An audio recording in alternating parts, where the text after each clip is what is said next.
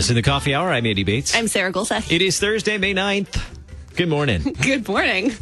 You're awake. You got lots of sleep last night, so you're nice sleep last night. Chipper, and you got your coffee. It could be very dangerous. Coffee without a lid in the studio. That's going to be fun. It's in our KFUO mug. It is. It's in What could go wrong? Don't ask that question. It is a good morning. We've got two great life stories I'm excited to share today, as God is the giver of all life, and what do we do with that? Are we good stewards, and are we thankful for those gifts of life? Two really, really good stories. One of them is we're headed to Concordia University Wisconsin, Bethesda College at Concordia University Wisconsin. I love Bethesda College. I always love sharing these stories because it's outstanding. They've been they're graduating another class in less than a week. 2 weeks. So excited to share that story. And heartbeat bills. You've seen these in the news. I think we're up to 16 states, and Missouri is one of those states with a heartbeat bill. So we're going to get an update on that from representative here in Missouri as well. Thanks to Concordia University Wisconsin for supporting the Coffee Hour. Find out more about Concordia University Wisconsin at CUW.edu. Live Uncommon. And that's where we're going this morning, Concordia University Wisconsin, specifically to Bethesda College of Applied Learning. Joining us by phone this morning, Samantha Bear, Adult Living Skills Professor and Campus and Community Life Coordinator for Bethesda. Thank you so much for being our guest this morning, Samantha. Thank you for having us. And alongside Samantha, Kalindi Drewry, second-year Bethesda College student and preparing for graduation. Kalindi, thanks so much for being our guest this morning. You're welcome. So, Sam, tell us about the purpose of Bethesda College of Applied Learning at Concordia University, Wisconsin. Yeah, so like you said, it's a fantastic program. It's a 2-year program with the goal of meeting the higher education needs for individuals with intellectual and developmental disabilities. So we're located here on campus. I'm currently at Concordia University in my office. And the goal of the program is to give people with IDD, intellectual and developmental disabilities, the ability to experience all college has to offer. You know, we have a really amazing blended model where we're inclusive-based. And it's focused on intellectual, vocational, social, personal, and on top of that, spiritual growth for all of our students here on campus. And basically, in short, we want to prepare our students for their future lives in whatever capacity that may bring. That's fantastic. Andy always gets the biggest smile on his face when we talk about this. How does Bethesda prepare students for the rest of their lives? And it's a little cliche, especially around graduation time, but for that independent living that hopefully will come after graduation? Yeah. So independent living is my favorite piece because that's what I teach. So I could talk about it for days. But, it's just a small piece of the puzzle. We really focus on our students, not only, like you said, living independently in the future in whatever capacity that may bring, but we also want our students to be employed with competitive employment and live purposeful lives. So we have 4 main areas that we focus on while our students are here. And again, whatever the individual student wants to focus most heavily on is where we put the emphasis for their individual programming. We have academics, which focuses on both Concordia colleges, which our students audit with support. And then we have Bethesda College courses as well. And in there, that is, for all intensive purposes, more of the special education piece where we have that one-to-one or small group classes. On top of that, we focus on career preparation. Our students have internships that they work through their first and second year, both on and off campus, along with group instruction, following the model of going from theory to practice, learning about it in the classroom, then immediately going right into your internship and implementing those skills, which is the same model we do for living skills. I teach a living skills course, and then the students live in the dorms, and they really implement those skills right away. Organization, time management, personal care and hygiene, learning how to take care of a home with chores, budgeting, money management, and all the while we focus on those 3 areas, making sure that the students receive overall a college experience, living on campus, having the community life. They're completely integrated into the residence halls within a Bethesda suite. They have sports, clubs, spiritual life, activities. They actually just came back from their spring dance, which was fantastic. All of the students went to that.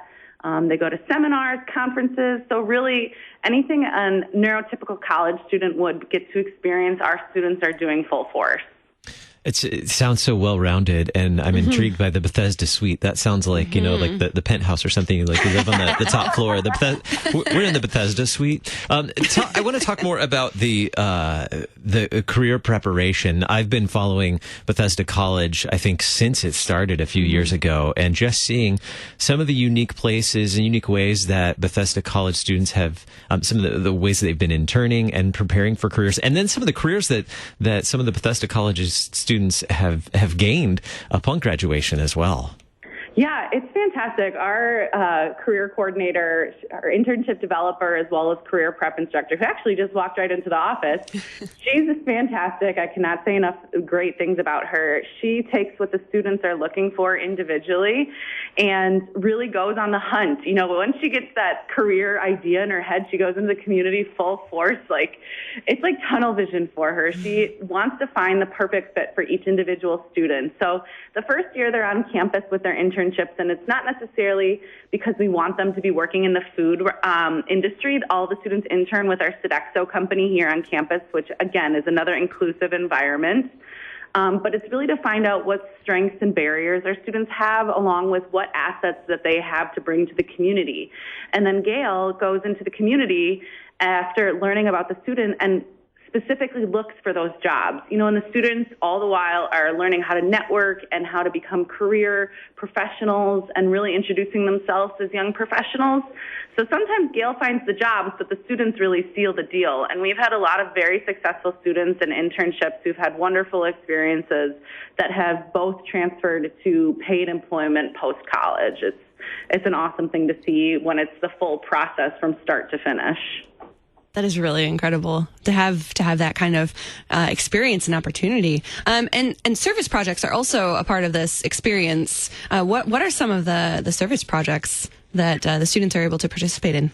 Yeah, so service has become a much more integrated part of our program. It's something that really weighs heavy on my heart. I feel like I've lived a very fortunate life, and so I don't have the financial means to give back as I would like to the community. So I do that through service, and I really try to transfer that to our students also who have been served within the disability community their whole life and growing up. And so to turn around and give back to the community that helped them grow, I think is really important. So our students complete a minimum of 50 community service hours throughout the time that they're here. And they do it through a variety of experiences. As Gail goes on the hunt for internships, I go on the hunt for service projects. We have students who have different interests. Some are interested in sports, some are interested in crafts, some are interested in working with the underserved population down in Milwaukee.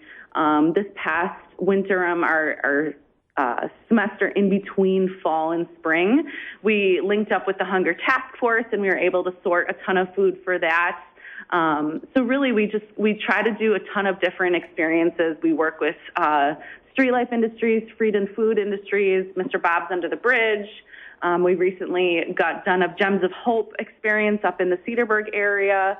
And even if there aren't any service projects, our students implement the skills that they're learning. For example, if we run out of a service project and people need service hours, they ask if they can cook food for the homeless. And then when I go and I do my outreach during the week for the homeless, I bring the food that our students have prepared, whether it's hot pasta or raviolis or cupcakes or cookies, something delicious, or sandwiches. So they're really able to use those independent living skills and show that they can do that for the community rather than just for themselves. Well, with the Hunger Task Force project that the students did, it was, you mentioned it was a ton. It was almost 5 tons, actually, wasn't it? Like 9,000 pounds of food that the students helped pack so that it would be shipped, right? The Hunger Task Force is absolutely incredible. I swear those bins did not end ever. I was working up a sweat. It was crazy. So we were scheduled to do a stock box sort, which is a sort for the elderly. They go in, who are elderly or people with disabilities who aren't able to go to food pantries to pick up food. So we did those boxes. But then on top of that, we also went to the Hunger Task Force site. And you're correct. We did sort. I don't know how much we ended up sorting in the end. It seemed like it was a bajillion pounds. But they did a fantastic, we went on the conveyor belts and sorted between all of the healthy food industries. They sort by the My Plate standards. between veggies, proteins, fruits, vegetables. And so it was fantastic. I think, Kalindi, what was it, about 3 hours that we were there? I felt like 4. Kalindi, what do you like best about going into the community to participate in these service learning projects? I mean, as Sam mentioned, the Hunger Task Force, since it's more widely known outside of the Milwaukee area, highlighted how the service learning project benefits the students. I just really like putting smiles on people's faces. My favorite is the Spencer de la Paz food pantry on the south side of Milwaukee. I love being able to meet new people who are so appreciative. Yeah, so Kalindi's talking about, we go down to the south side. I started volunteering with this food pantry through Freedom's Ministries called Dispensa de la Paz. So Kalindi has been a huge part of that. She goes down to the south side a bunch, and she works the back racks where you continue to stock. So as community members go through to go pick up their groceries, they have the option of choice. And so Kalindi's able to interact and talk with people about how their days are and really just putting a smile on their face as they go through the line and picking up their food for the week. Now, graduation is, in less than 2 weeks, and Kalindi will be one of those graduates. We have just about under a minute left, but I want to get to that. How many students are graduating in this class? This year we have 8 graduates. And this, the first graduating class was in 2016? So this is our third class? This will be our 4th class, I believe. Wow. Yeah. And that is outstanding. Kalindi, what has been your favorite part about being a student at Bethesda College? My favorite part about this program is meeting new friends and the professors who put the time to help us learn about getting ready for the real world. And what's next after graduation for you, Kalindi?